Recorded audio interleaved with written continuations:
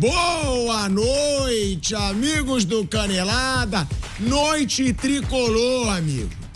Noite São Paulina, porque o São Paulo, aí eu tenho que falar, o São Paulo, diferentemente do Flamengo, tem vergonha na cara.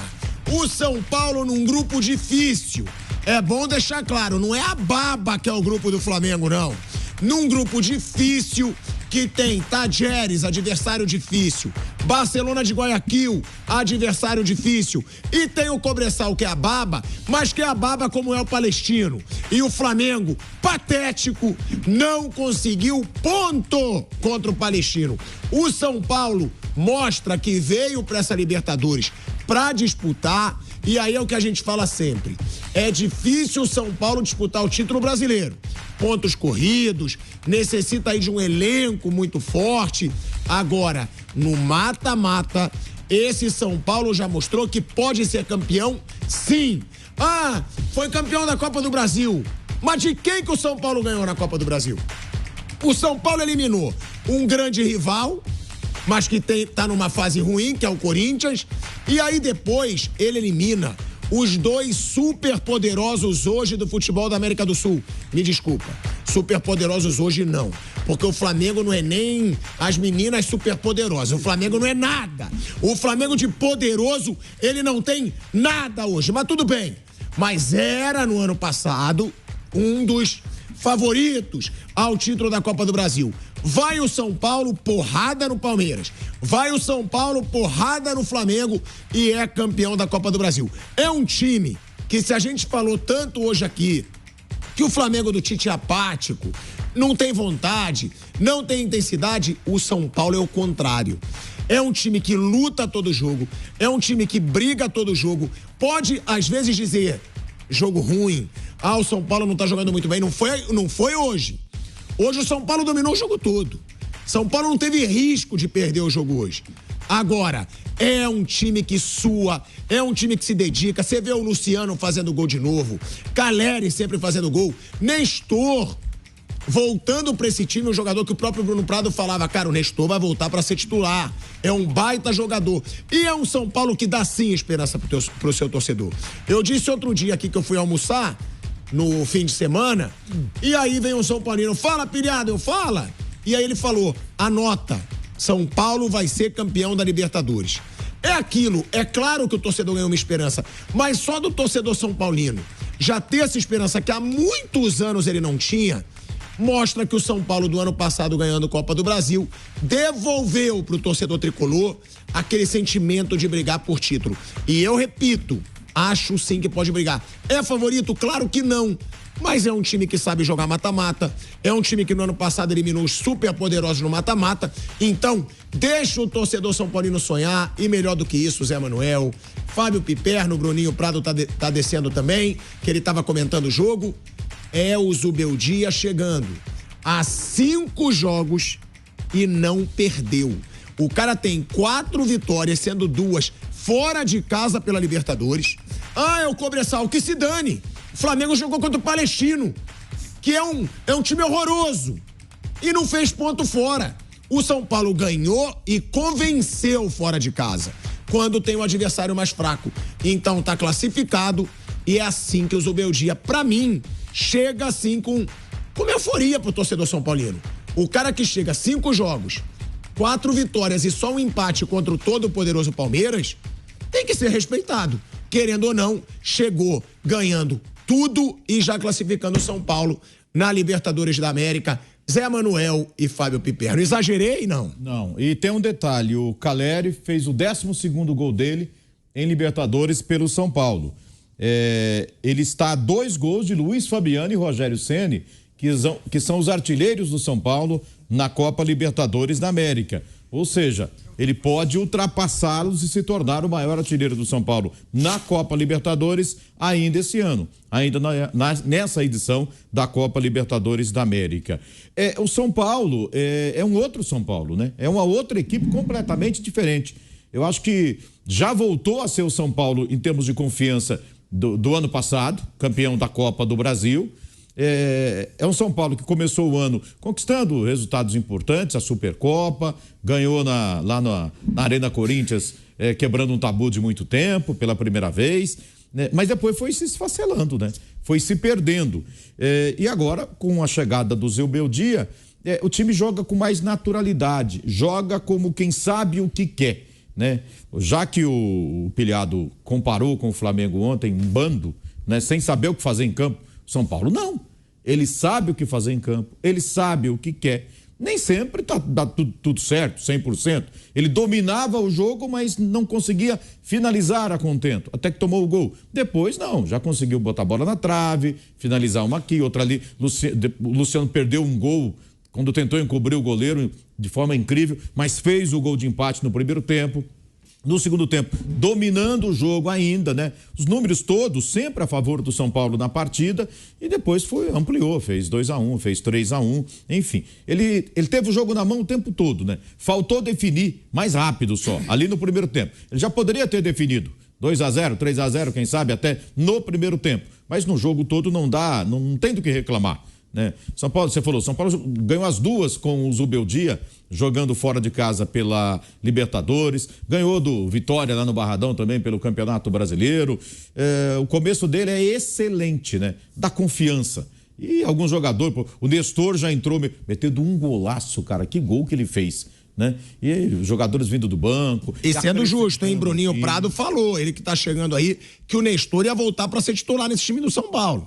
O torcedor lembra do gol contra o Flamengo, na decisão da Copa do Brasil, no ano passado. Aquele gol de voleio espetacular. E o gol de hoje foi lindo também, né? Batendo de perna esquerda de fora da grande área. É um jogador de muito talento, mas o São Paulo, muitas vezes, o torcedor não tem muita paciência com o cara da casa, né? Que às vezes deveria ter um pouco de paciência, porque o cara é formado no Morumbi, né? E muitos já saíram meio que escorraçados lá do Morumbi, enfim, ou de Cotia, ou do Morumbi, e o Nestor, eu acho que ele tem tudo para dar muitas alegrias ao torcedor do São Paulo, ou então render um bom dinheiro aí, bom negócio para o São Paulo no futuro. Mas foi uma partida de autoridade do São Paulo, vitória muito justa.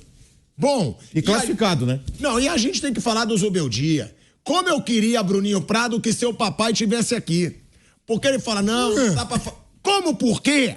O cara tem, eu vou dar os números.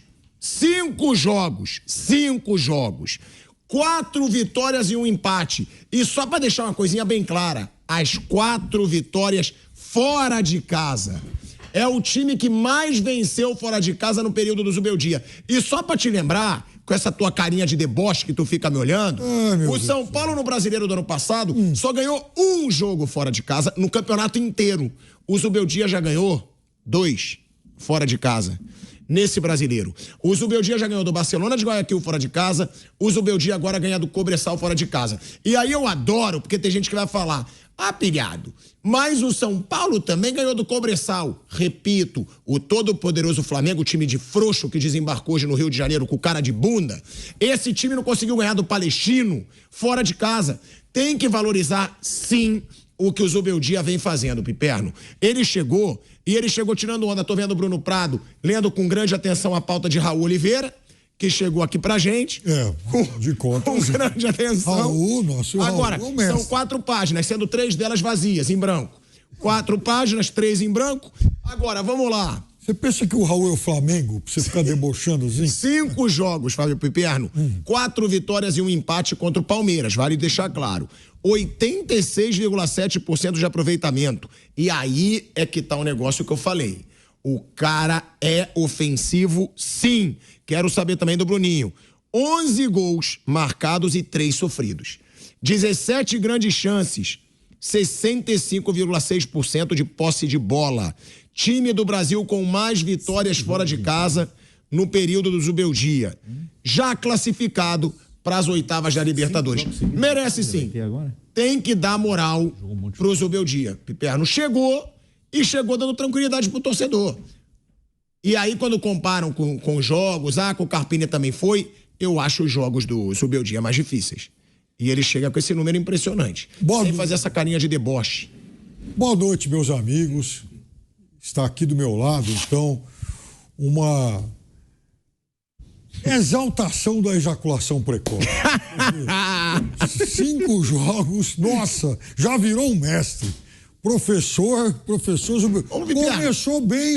Mas vamos lá, tem que ser justo. Se o cara chegasse perdendo tudo, a gente já tá criticando. O cara chega com 4 jogos fora de casa, ele ganha os 4? Cara, me desculpa, são jogos difíceis. Ele começou bem, é verdade. Ninguém é maluco de negar isso. Então vamos elogiar. Se depois perder, critica. Então, é o que eu falo pro Vampeta, meu amigo. Você muda muito de opinião. É óbvio, a gente faz programa todo dia. Você tem que falar dia a dia. Tá bem, elogia. Tá ruim, critica. Serão 5 jogos em casa agora.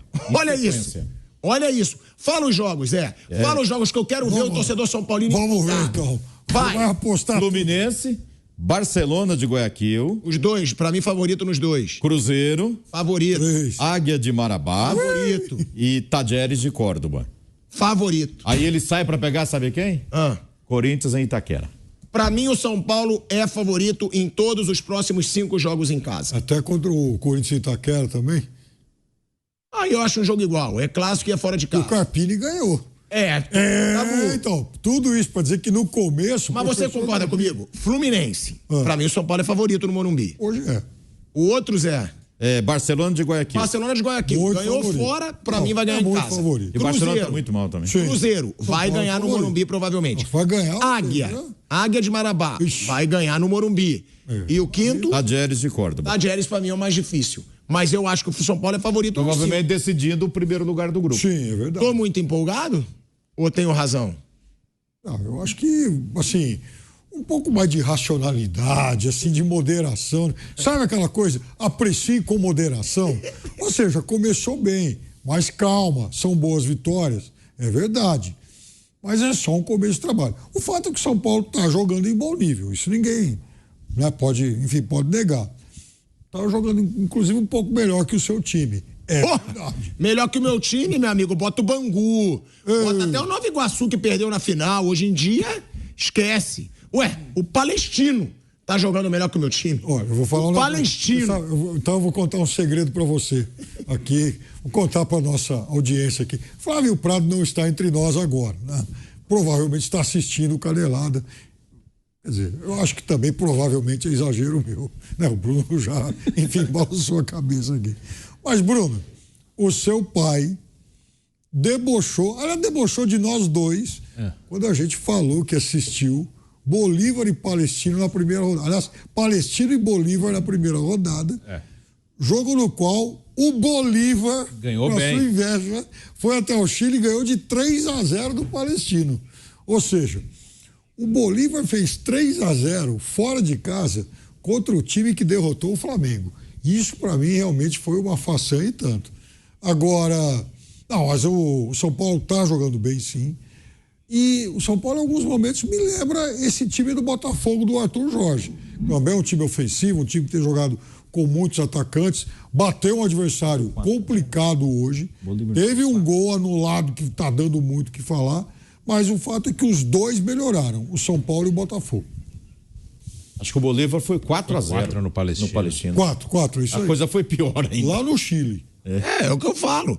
O Flamengo é patético. E esse jogo foi no estádio do Palestino mesmo. O Palestino O de ontem foi a 500 quilômetros. Defensores del Chaco, o de ontem. Não, Não. Foi lá no... Foi em Coquimbo. 500 quilômetros da sede do Palestino. O Defensores foi do Corinthians. Foi um campo neutro ainda. Agora, Bruno Prado. Pra piorar. Eu sei que eu sou muito eufórico quando um time tá bem. É verdade. Agora, é verdade, eu sei que é verdade. Só que o cara faz gol adoidado. O cara tem. Gente, como é que vocês querem não estar vibrando com o cara que tem 11 gols em 5 jogos? Ele tem uma média de mais de 2 gols por jogo, pô. Tem que elogiar, porque é o que eu falo, Bruno. Corajoso ele é. Ele é. E é aquilo que o Piperno tava falando, do Botafogo também, do Arthur Jorge, eles botam os melhores pra jogar. Que é o que o Vampeta fala, você concorda? Ele bota. Tem um jogador ofensivo, vou botar. Ele faz o time jogar. Hoje o São Paulo jogou melhor o tempo todo. Tudo bem, ele começou perdendo.